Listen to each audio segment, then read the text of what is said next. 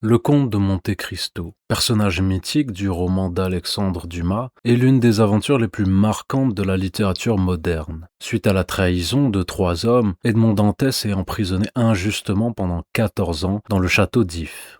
À ce moment-là, il n'a plus qu'un seul projet, se venger. J'ai décidé de prendre le comte de Monte Cristo comme sujet de cette vidéo parce qu'il symbolise à merveille la détermination absolue et la puissance d'un être qui va à l'encontre des événements et décide de choisir son destin par la force de sa volonté. Aujourd'hui, je vous propose 6 leçons que l'on peut tous tirer du parcours d'Edmond Dantès.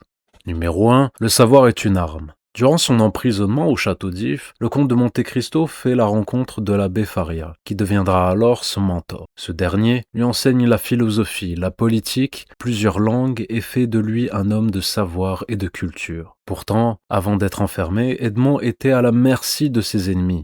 Il avait peu d'expérience de la vie et était relativement naïf. Ce qui fait la force du comte, hormis sa richesse, c'est sa connaissance du monde qu'il comprend et maîtrise sur le bout des doigts. Faites comme lui. Cultivez-vous, soyez curieux et essayez de développer des connaissances dans le plus de domaines possible.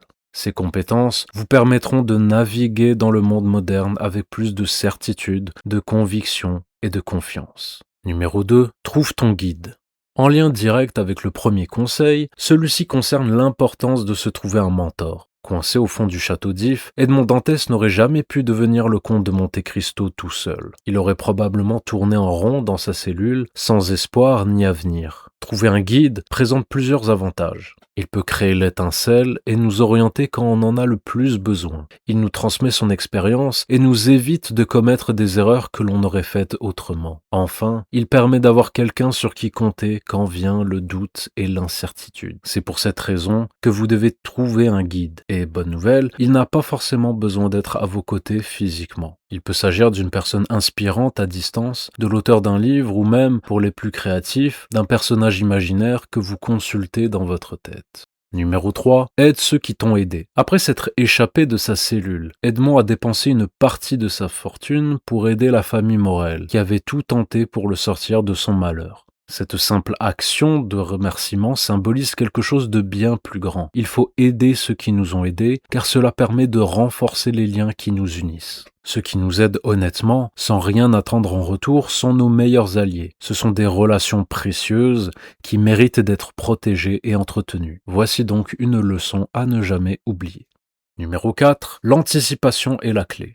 L'approche qu'emploie le plus le comte de Monte Cristo est l'anticipation. Cette technique lui donne presque l'impression de travailler dans le futur alors que tout le monde est bloqué dans le présent. Pour faire comme lui, le principe est pourtant simple. Il suffit de ne pas analyser les choses comme elles sont, mais plutôt comme elles le seront dans un avenir proche. Prenez dès maintenant des décisions pour les événements qui ne sont pas encore arrivés. Ne frappez pas là où se trouve votre adversaire actuellement, frappez là où vous savez qu'il va se déplacer. Numéro 5. L'argent pour s'émanciper. L'erreur que font beaucoup de personnes est de penser que l'argent rend heureux. En réalité, l'argent vous rend libre et indépendant. Avoir de l'argent fait que vous ne dépendez de personne pour vous nourrir, pour vous déplacer à travers le monde ou pour mener à bien vos entreprises personnelles. L'argent est donc essentiel, il n'est pas superficiel et doit être l'un de vos objectifs principaux. Parce que, tout comme le comte de Monte Cristo, vous aurez besoin de ressources pour influencer votre propre destin. Numéro 6. Attendre et espérer. C'est la phrase la plus célèbre du roman. Edmond Dantès a compris que le temps est la ressource la plus puissante du monde. Il a su attendre 14 ans dans l'ombre d'un cachot, puis encore des années pour que ses plans mûrissent. La précipitation est l'erreur des amateurs, car rien n'égale la constance, la régularité et une volonté durable. Alors voilà, cette vidéo est désormais terminée, j'espère qu'elle vous aura plu. Quel est le conseil que vous avez trouvé le plus utile? Dites-le moi dans les commentaires. N'hésitez pas à liker la vidéo et à vous abonner. Je vous souhaite de passer une bonne journée. Allez, ciao!